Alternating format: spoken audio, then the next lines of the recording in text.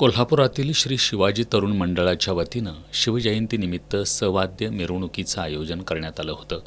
खासदार शाहू महाराज छत्रपती, आमदार सतेज पाटील, आमदार चंद्रदीप नरके, महापौर रूपाराणी निकम, माजी आमदार मालोजीराजे छत्रपती यांच्या हस्ते मिरवणुकीचं उद्घाटन करण्यात आलं.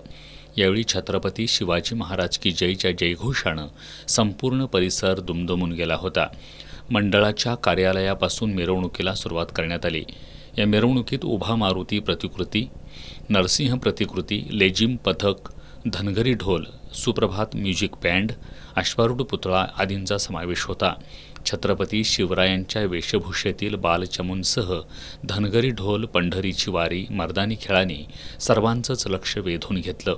रिक्षांवर आणि बैलगाड्यांवर विविध प्रबोधनकारी फलक लावण्यात आले होते.